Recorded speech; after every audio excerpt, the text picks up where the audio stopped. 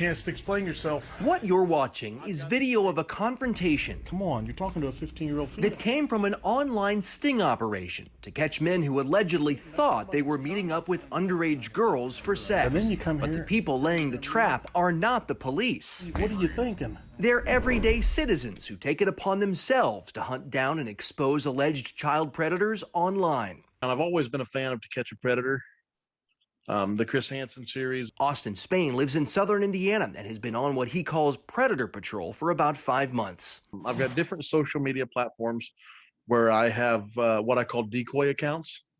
And that's basically me posing as a 14 or 15-year-old girl. I'm definitely not 14. You've definitely been talking to a decoy. In the last few years, dozens of similar groups have appeared on Facebook across the country, including Predator Catchers Indianapolis, whose founders recently exposed a teacher. They say they caught in their trap. Where you work at a high school. They live-streamed the confrontation, and prosecutors eventually charged the man with child solicitation. He's pleaded not guilty.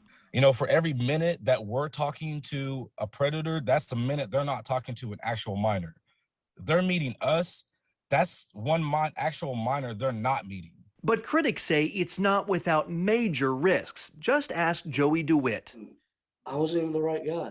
A predator catchers group was trying to find a man they'd been chatting with online who went by Joey from either Anderson or Muncie. So as they're talking to this guy and calling him out, saying what all he did, everybody watching that live feed was searching for Joey from Muncie or Joey from Anderson to find him on Facebook, and I'm the one they found. Within minutes, his Facebook page blew up with more than 300 vulgar accusations, and that's not all. There were people calling my HR department saying that you had a child molester there. They messaged this Joey's Facebook friends and even his wife.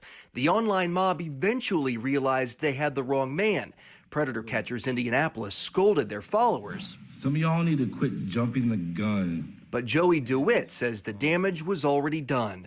You know, I didn't know if any of these people knew where I lived. They knew where I worked because they blasted my work name on that live feed. So even now, I still don't know if everybody got the memo that I'm not that guy. And law enforcement officials say that's part of the problem. I mean, we're talking safety. We're talking people's livelihoods. Police say they never encourage the public to take matters into their own hands, that investigators are highly trained to do these kinds of investigations, and a growing number of prosecutors have issued public statements urging these groups to stop. It's far too dangerous for the persons involved as well as citizens just on the street that might be in the wrong place at the wrong time. Madison County Prosecutor Rodney Cummings told me he's no longer going to file charges in these cases. Another prosecutor said these private investigations face legal challenges and other hurdles that impact whether charges could be filed, and that these citizen groups open themselves up to potential lawsuits for libel and slander. Experts say that you're playing with fire here, that it's only a matter of time before somebody gets hurt. I don't disagree.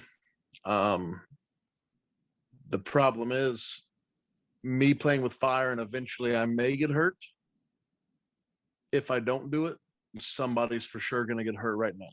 Joey DeWitt says he's just not convinced. Are they doing good? Are they meaning to do good? I think they are, but there's just so many things that could go wrong with how and what they're doing.